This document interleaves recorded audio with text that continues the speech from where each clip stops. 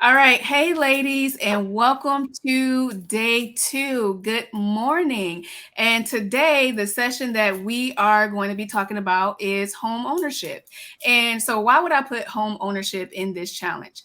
I decided to add this in because home ownership, when you are 100% entrepreneur, is totally different than if you were to work a W 2 job. So, I wanted to inform you guys, what does this process look like? Because again, when I teach most of the time, it's from my experience and what went wrong. And I don't want you to have that same experience. So if I can inform you before you actually start the process of what you need to do to prepare, that's what I want for you guys. So I brought in Tawanda, who is a real estate agent broker. And I also brought in Dianna, who she does mortgages. So I'm gonna have you guys both introduce yourself and tell them what it is that you do, and then we'll get started. So we'll start with you, Tawanda, if you can introduce yourself. Hey y'all, so I'm Tawanda Gresham. I am broker and owner of Diamond Keys Realty. I am also founder of Leading Ladies of Real Estate. I'm a serial entrepreneur, so there's a bunch of other things in there, but those are my mains. Okay, and Dianna. Awesome. Hello. Good morning, everyone. My name is Dianna Thompson. I am the owner of the Mortgage Blueprint, an independent broker shop. Just like Tawana, I'm also an owner. And what we do is just like you've kind of heard of a car broker, I'm a mortgage broker. So we shop you around to over 150 lenders to get you the best program and the best interest rates to fit your needs to get you in that dream home. All right. So, ladies, we're about to give you a lot of information. Okay. So, I don't want you to just sit and listen and be like, oh, that was great. You guys know I'm all about taking action. So, for number one, I want you guys to make sure that you have a pen and a piece of paper so that you can take notes so that when you are ready, you will know what to do. So, if you are ready, if you can type one in the comments, let us know that you're ready. You are ready to get this information because we want all of you guys to be homeowners. And I'm gonna go ahead and start with Tawanda because for the most part, when you are ready to buy a home or you think you're ready to buy a home, people tend to go to the real estate agent first. So Tawanda, if you can tell us what is the correct process as far as, or the best process, not even the correct, the best process of when someone is ready to buy a home, what should they do first? Um, I will tell you, me and Diana will probably be totally opposite on this. I say go to to an agent that you trust first. Start there. The reason why I say that is because the agent will talk to you about your situation, your credit. I don't get all deep into it, but we do get that information. That way, we'll know which loan officer, because we do have our favorites that we like to use, and that we know can get the process done, get you through the process, close, and everything. It's gonna be some heartache, but it's gonna get you to the closing table through the closing. So I personally say start with an agent so we can help point you to where you need to go. Okay, that's a good point. That's a good point. What about you, Diana? What do you think? Or what's Um, your opinion on the matter? Believe it or not, I kind of agree with that. The biggest thing is is to stay off Facebook. Everybody wants to start on Facebook. Facebook, I love Facebook. Everybody knows I'm Facebook queen, but you definitely want to get a good team. So if you start with a good realtor, she'll team you up with someone like myself. And everybody's like she said, everybody's not a good fit.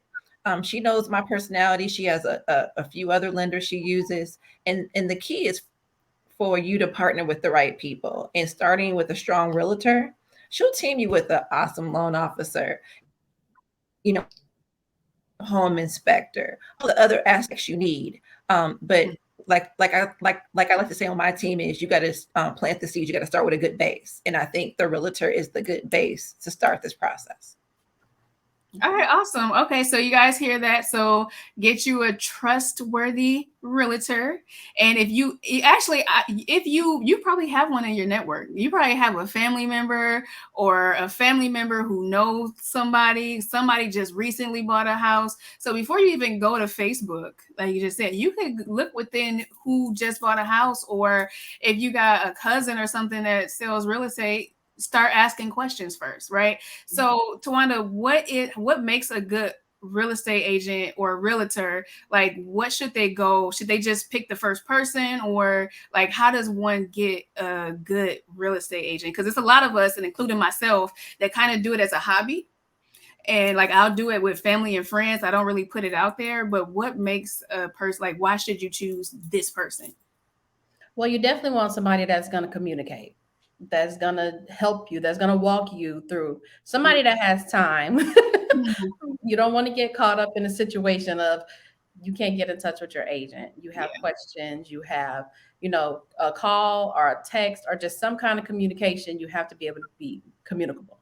Yeah. So that's definitely number one on my list. But knowledge is definitely, but when you go to certain agents, you definitely want them to be knowledgeable. Mm-hmm. But you also, they should have the support of their broker or trainer or whoever is on their team. So Mm-hmm. definitely communicable, that can answer questions or that can get answers. Okay, that's good. So, what about as far as with Dianna, a mortgage lender? Because you said that you're a broker, but not every mortgage lender is a broker, correct? That is correct. So most people are more familiar with the traditional banks, Mm-hmm. the bigger banks, Wells Fargo, Bank of America, and sometimes even here in Georgia, credit unions. Mm-hmm. There's nothing wrong with that. But I just feel like sometimes you don't get a licensed professional person. People don't know this. When you work at a bank, something of customer service.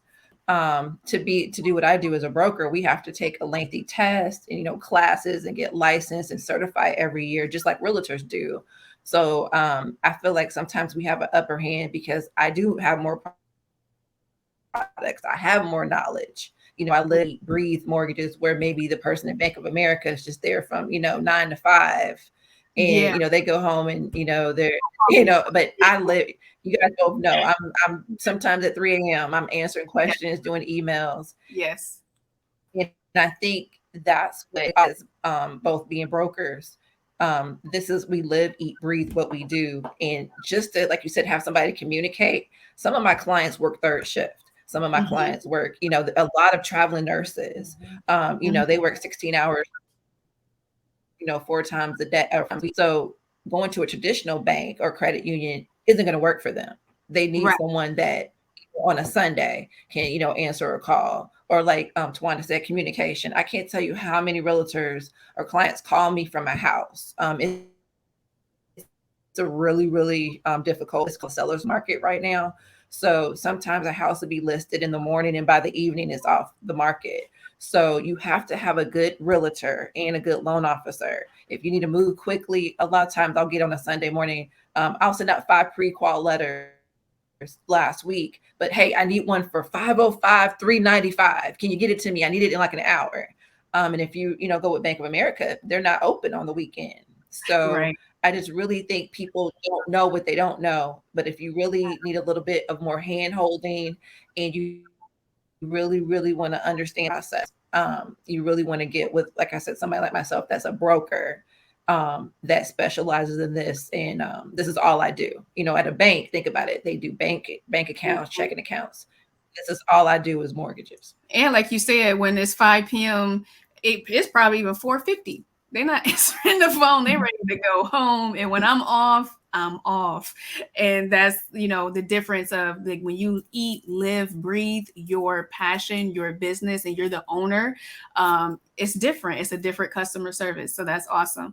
Okay. So again, ladies, just so you know, the focus of this is for you guys as entrepreneurs. So a lot of women that I come across, guys, are either leaving their 9 to 5, or they're ready to leave their 9 to 5, or they left it already and they're making 6 figures. What does it look like on the mortgage side as far as somebody, should they keep their job, or what does that look like of that transition of being 100% self-employed versus self-employed and having that 9 to 5? I definitely tell people it definitely when they start making six figures, they might want to get a financial advisor. It doesn't have to be, an expensive big time person. They have different levels to help people because that's the best person because they'll look at your whole mortgage, not just maybe your 401k. They look at your complete plan of your financial goals to help you reach it.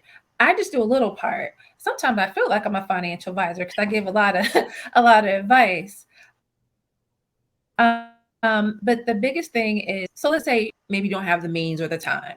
I will kind of, along with yourself, coach them a little bit. This is the thing. If you have at least, and some of this is my personal opinion, if you have at least 3 months in reserves. So let's say, for instance, with your monthly rent or mortgage, car payments, utility bills, children expenses, tuition, whatever you have. To me, if you have at least a good 3 months minimum, in the ideal world, most people say 12 months, then you're probably ready to expand and do this full time. Yeah. But it depends on the industry too. For instance, right now, the real estate industry, because there's no houses available and rates are, inflation's going high and rates are high. Maybe it's not the time if you're making. I had a customer. She was a computer scientist. She was making $300,000 last year, but she wants to do real estate full time. That in that instance, I was like, I'm gonna need you, and she was a new agent. It's not easy what we do. Like you said, it takes a lot of time and energy. I said, now is not the market. In a year or two, once you get a little bit more knowledge in the market, the rates go back down. Now that would be a better time. So again, it just depends on the market, what the position is. But the big thing is to make sure you have enough money because no matter what business you start or what you do, there's going to be ups and downs and a lot of mistakes and months where maybe you don't sell anything or make anything. So you got to make sure that you have a backup plan or, like you said, a serial entrepreneur where you have multiple other streams to back it up. That's the most important thing. Mhm. But let's say I get some hard-headed clients. I'll say they're like kind of like my kids, where they don't listen to no matter how much good information. They're like, no, I'm quitting this job today. I don't care. So then what we'll do is the name of our company is the Mortgage Blueprint. We'll actually do a full credit and mortgage analysis. So we'll have them send us their assets, their last 2 years of tax returns, maybe 12 months of bank statements. We'll see what they have and if they're mortgage ready or what we need to do to get them mortgage ready. Mhm. One of the myths self-employed people think is that they can never use their tax returns. There's 7 categories we can add back, so you can still. It's kind of like a win-win.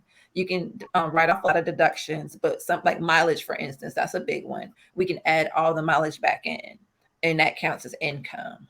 So we just like to look at the Mhm. whole picture, send us everything, and then we'll kind of analyze what we think will get you in the right position to buy a house. It might not be now, it might be a year, it might be 2 years, but at least we'll get you on the right path by seeing everything, and that'll help you decide if you want to quit your job.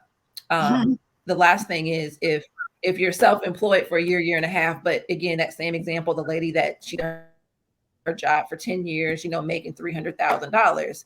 Hey, sis, I get you want to quit. Let's get you in the house first. While you have a good, salary W-2, let's take you with your regular income. And then that will take off some of the pressure of trying to buy a house as a newly self-employed person. Yeah, I definitely say plan ahead. Make sure you plan ahead. Don't because they do go into the whole tax thing and break it down. So if you have a lot of deductions and it looks like you're not making any money, but you really are, that's not good when you're trying to get a mortgage. So Mhm. definitely And plan ahead. yeah, and I found this out. I think I was ready to buy a house like 2, 3 years ago, and I'm one of the ones where um, I can write this off. I can write this off. I can write this. Everything that I can write off, I'm writing it off. And every year I was writing, and I was doing my own taxes. Now I didn't know anything about what it takes for home ownership as far as the mortgage. I just knew that I made a lot, and I didn't want to give Uncle Sam my money. So I'm gonna write every little thing off. And I took my little taxes, and I was like, hey, I'm thinking, well, I can afford this big old house because I know how much I bring in a year. And I was like, the mortgage guy was like, okay, send me this, this, this, this. And I'm like, here you go. And he was telling me that they going to take that little, I wrote all my stuff down to like between 30 to 50,000, and it was like, well, that's what we're going to go on. Well, I don't want a shack. You know what I mean? Especially living in Georgia, you know what I mean? What I'm going to buy at 30 or 50. So guys, there's a different process when you are self-employed. So like Dianna was saying, they are going to look at your taxes. And if you're writing everything off, they're going to look at that net, not the gross. On the other hand, when you are W-2, and correct me if I'm wrong, Dianna, they look at your gross. Do you look at the gross and not the net? So that's the difference. So there's the little teeter totter as, okay, do I write everything off or do I not write everything off? And then if you don't write everything off, you got to have a plan because you're going to be paying the government something. So it's a lot of different choices and like things to think about. So before you're actually ready to, pull the trigger, you need to be talking to people in this industry to see, am I really ready? Because you might come to Dianna and she'd be like, well, let's give it a year, or let's not quit. If you're ready to quit your job, let's not quit your job just yet. Like she said, maybe let's get into the house first. Then you go ahead and quit your job because they're not gonna be in your business after you buy the house. You don't care what you do. So Tawanda, so they come to an agent, they say I'm ready, and you send them to a mortgage person. They come back to you. What are you looking for before you even go show them houses? I want preferably a pre-approval. Nowadays, you can't do anything with a pre-qual, so you definitely need a pre-approval. The pre-approval is because we will have to, if you find that house and we have to put in an offer, we have to send in a pre-approval so that the sellers know that you are 100, that you can buy this house. So definitely you have to have a pre-approval. So, and guys, right now, like they said, it's a seller's market. And I actually, when the pandemic hit, I remember I was, I don't know if this was right before the pandemic or during and I saw a house for sale across the street, and I called Tawanda. I was like, hey, there's a house. I saw the sign go up. I'm like, I want to go see it. And I don't even think it was 24 hours. Like shit, I think you had got the message and we are about to do something and it was off the market. Like that. Like that, yep. I was like, no. So if you are ready before you start, because what we do as business owners or just people, when we're ready, what are we doing? We're in Zillow. We're looking at houses. We ain't talked to no real estate agent. We ain't talked to a mortgage person. We didn't do any of that. We're looking at houses on Zillow that are beautiful, that could actually be outside of our price range. We don't even know what that is. So you ready to buy a house, you go talk to your agent. She's going to send you to a mortgage person. You need to get a pre-approval. And like she said, not even a pre-qualification. So pre-qualification is what, Tawanda? It's just pretty much saying that you put in an application. The pre-approval is going into, the lender is actually going into your financials, making sure that you can qualify for whatever amount that you're trying to get. Got you. So Dianna, and I ran into this just recently. Can you explain to the lovely entrepreneur ladies, what does it look like if you decide to not touch your taxes and I'm gonna write off everything? What are their options for going an alternative route? Well, the good news is, and this is another a bonus of being a broker and not a regular bank, we offer a lot of alternative programs. So there's still hope. So we have different types of programs for self-employed borrowers. The most popular one right now is a bank statement loan, and it's just like it sounds. You use your business or personal bank statements in lieu of tax returns. So we have have four popular employed programs. We have the bank statement program. We have a P&L only program. We have a stated income verified assets program. And the hot one kind of now is the no doc program. And it's just like it sounds, no doc, no documentation. Now, I would like to put a little caveat on all four of those programs. The minimum down payment is anywhere between 10 and 30%. So the less documents you show, the little bit more riskier the product is for the bank, the loan is for the bank. So the more they want you to have the more skin in the game. The less you show, the more skin in the game they want you to have. But guess what? With most of you entrepreneurs, especially the seasoned ones, money's not an issue. Like that's usually not the problem. It's like you said, the taxes or things like that. So if you have at least 10% to put down, a lot of self-employed borrowers go with a bank statement or a non-traditional program. Mm-hmm. So, and just so you guys know, that's the down payment. What does closing costs look like on a non-qualified? Closing costs, yeah, closing costs are the same. That part does not change. So traditionally, we tell people about 3 to 3.5%. That's all in fees. Closing costs can include, and Tawanda, you can jump in if I missed any of the big ones, attorney fees, title fees, escrows. Escrows are like your 12 months of homeowners insurance, property taxes. The bank wants to protect you, so they put a lot of, I call it the little kitty. They put extra money in the kitty. About 10 years ago, 12 years ago, when the market crashed, people were losing houses because of property taxes, things like that. So to protect consumers, they collect a big chunk up front and pay it on your behalf every month. So everyday people don't lose their houses like they used to back in the past. Mm-hmm. Tawanda, was there any other ones that were missed? No, not that I can think of. I think she pretty much hit them all. Yeah. So you guys, you got the down payment that if you choose not to use your taxes, you can use bank statement loans. And for us who, if you get in, over 100,000 in a year and you want to write it off, use those bank statements, but make sure you have that 10%. Now, again, would it been a seller's market and the houses are not cheap, especially here in Atlanta. So if you're looking at a house that's $400,000, you should have that down payment. And this is just the down payment, $40,000. And then you got the 3 to 5% for closing costs. What other costs are associated? I know, Tawanda, you probably know some as far as like the home inspection. That's something separate. Are there any other items that they need to be saving for?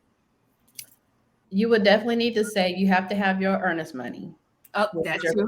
Down. It's kind of like a down payment for the house, but it's earnest money. You have to have your earnest money. You have to have your inspections. You can have, if there's a septic tank, you need to have money for a septic tank inspection. If there's a pool, you need to get a pool inspection. You have to have your money up front for your appraisal. It's just depending upon the house, the house has that you would need to get the extra inspection. Mm-hmm. So as you can hear, ladies, you need to be saving for this some time before you actually go hit the Zillow.com and looking at houses. You need to make sure that that money is set to the side to be able to, because with this being a seller market, they don't want to be in that contract for like 45 days for you to be able to get the money and stuff like that. They want you to be able to, bam, home inspection, $1,000. Now, again, that depends on the size of the house, because it could be cheaper than that, but mine was almost $1,000. You got, if it's a pool, bam, you got to pay for that. So like the money has to be ready and available so that you can go ahead and pay for those things. That earnest money, what does that look like as far as, how much they decide to put down for the earnest? Because the earnest money is a part of the initial contract to saying, okay, hold this house for me. I'm about to do everything else, but this money is telling you that I'm serious. What number tends to be, what's that range as far as like I'm serious money? Minimum would be 1% of the purchase price. Okay. But it can go up. It's just depending on how much you want this house. And in our market, you're going to have to put something in there. So in our market right now, you would want to put more like 2% if you can, but minimum would be 1%. Okay.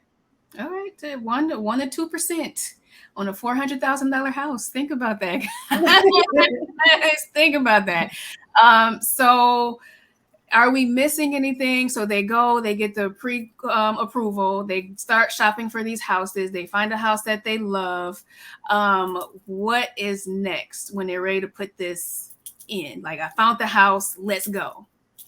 So you would go into an offer. The offer you would include anything. Let's say if you go in the house and you visibly see anything that needs to be repaired.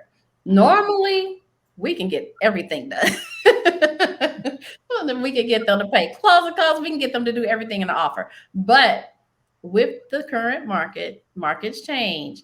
But right now, in the current market, you would more than likely have to come with everything.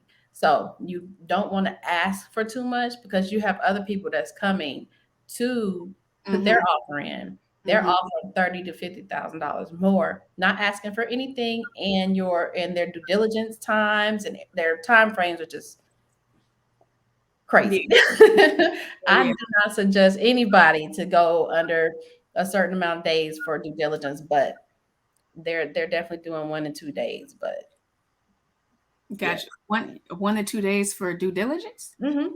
Oh, wow. But that's some people, they're not even looking. Some people are not looking for a home inspection. There is just certain things that they're willing to risk. Wow. Okay. So okay. So again, we're dealing with entrepreneurs, and we might have some ladies who are interested in investment property. Any insight on that when it comes to being an entrepreneur and getting into investment property, even if they're a first time home buyer? If they're looking for investment property, I would say they need to have their team on hand with them. So let's say if they would know what they're looking for. If there's like major issues in the house, they know what they're looking for. If they're new to investing, then they need to have a team that can help them with that. Mm-hmm. Um, Again, investors normally go in and don't ask for anything. They just want the house because they know the potential of the house. That's 1 to 2 day due diligence. Those are the 1 and 2 days. For the people, like, no, we need. Can we get 10 days, 7, something? Well, Okay. because normally if you're buying this house for yourself, you need it to be move-in ready when you're ready to move in. And right. Investors can purchase it right now and come in and gut it and do whatever they're gonna do with it. Mm-hmm. All right. And on a mortgage end, Dianna, because I do have some women who, talk to me about, either fix and flip, or can they use their taxes, their business taxes or personal taxes, to be able to use for investment property? They can. It depends. There's a couple different types of investment properties that we typically see with first-time investors. One is a property that maybe needs just some maybe simple carpet and paint. So a loan like that would, require 15% down, and maybe you wouldn't need the whole crew with you, just some basics. The other category, most of my first time investors do a fix and flip, like you said, or they buy it lower, and it needs a lot of repairs. I definitely think Tawanda was onto something where you want to definitely get with the realtor to, see if the house, what it's worth now and what the after repair value is. Mm-hmm. Then once you think the numbers might work for you, when you go out there, take your general contractor or your rehab specialist. That person's actually the most important part of this deal, because you want to know the true numbers. We can tell you what we think the numbers will be, but they know what they can do the work for. And especially if you don't most times get a home inspection on an end of property, they're almost like a home inspector. Well, they'll say, oh, did you see this foundation was cracked? Mm-hmm. Or we have to replace the whole roof. That might have been something that me or the realtor didn't see. Mm-hmm. So you definitely want to take someone out there, again, hopefully the person that's going to do the work for you, to see opportunities of things you missed. Because when you think, oh, the numbers look good, I might, net 60,000. By the time you have foundation issues and a new roof, that's almost all your, a lot of your money right there. So just patience is key. Again, same scenario, have a good team with you, and be patient. Mm-hmm. And it looks great on HGTV where they tear down the whole house and they knock down all the walls. But those people are professionals. They've been I'm speaking from experience. That's how me and my husband met. We were doing rehab properties together, and we had this grandiose idea. It still cracks me up to this day. It was like 10 years ago, and we were like, we knocked down all these walls, and we were going to do this and put a $30,000 kitchen in there, and and all these things. And I think 3 of the houses we didn't even finish. So the best of personal advice I can give you is, especially if you're a first time investor, you guys are laughing, but I'm right. Yes. Choose. You might not make as much profit, but you'll get a lot more in experience and to see how the flow goes. So maybe, work on that property where you might net 20, 30,000. Yes, of course, we all want to net 60 to 100,000, but those can be a little bit riskier, especially if you don't have the right team in place and know what you're doing. So that would be my best advice as a lender. Get a good team and take your time and know your numbers. So I would say the biggest thing in everything that we have talked about today is team. You have to have a team, whether it's for the investment property or if it's for your personal home. You have to have a great real estate agent. You have to have a great mortgage person. If you're doing investment, have a great contractor to go in there and see, or whatever you don't, because if that's not your lane, you're not going to be able to see, oh, there go a hole where termites are going in. Like, you don't know what that looked like. So having a great team on board is essential when it comes to this home buying process. Is there anything you would like to give the ladies as far as like they're thinking about buying a home? Any tips or something that we kind of left out that would help them on this journey? Well, I'll start with you, Tawanda. Okay, so like I said before, plan ahead. It will be a tedious process. It's not easy to buy a house. Don't give up. Just like your goal. You have to stick with your goal. And whatever you have to do to make it happen, just make it happen. But definitely come in with a plan. Get your good agent. Get your good lender. Diana. But just definitely get your team. Your team, like that's gonna make or break you. Your team is really gonna make it. It's a team. Yeah, that's good. What about you, Diana? I know you had your page of notes. Anything you want to give out? The one thing we didn't mention, and this is probably more on my side of the business, is your credit. I would love to do another. I would love to do another session with both of you ladies, because we know we could take up a whole 30 minutes to an hour on credit, which is quickly start with credit. I'm not a big advocate of Credit Karma, but something's better than nothing. If you see that you have 20 late payments on Credit Karma's free. I don't get any money for this. www.creditkarma.com. But it's good for the content. And I tell people you got to start somewhere. So if you see, again, you have 20 late payments, that's going to make my job a little bit more difficult. We actually encourage most of our clients to go to a website called myfico.com, myfico.com. You want to order your 3B, B as in boy report. And that will give you the true mortgage scores. And that helps me sometimes, and it'll help Tawanda a little bit too, to know where you're starting. Yeah. Because you could have $100,000 in the bank, but if your score is a 400 or 428, there's nothing to do with that. The good news is, my company has an affiliate program that's part of our mortgage blueprint. It might start with your credit, wherever you need to start. So don't let that be a deterrent, but we need to know where we're starting to get you to the finish. So I would say before you even maybe talk with either one of us, go to myfico.com and see what your credit looks like. So then we'll have a base to kind of get you started from there. So what's a good number for them to be like, okay, I'm ready? What's a good number? If we're talking strictly self-employed, all those fancy programs, the bank statements, things like that, and to put down the least amount of money, which is 10%, we were looking for a 680 medium score or higher. That's the goal we try to get all our self-employed borrowers to. Now, if you have more money, we can take those programs down to a 600 score, but then you would need more like 20% down. Okay. And that might be an option for some people, So, but my perfect world, 10% with a 680 score. Yeah. Okay. You were about to say something, Tawanda? Another option, if you before going to FICO, that's an option. But also, some of your banks have where you can look at your credit score, but it's only going to give you one. Your bank's credit cards, and you like if you log in, it will give you the option to see what your score is looking like. But definitely myfico.com. And And if you said B. You said B, right? Your 3B report. 3B. And Yeah. that's important because if you guys don't know, you're about to know right now, there are a lot of different credit scores. You got your vehicle credit score, you got a credit card credit score, you got your mortgage credit score.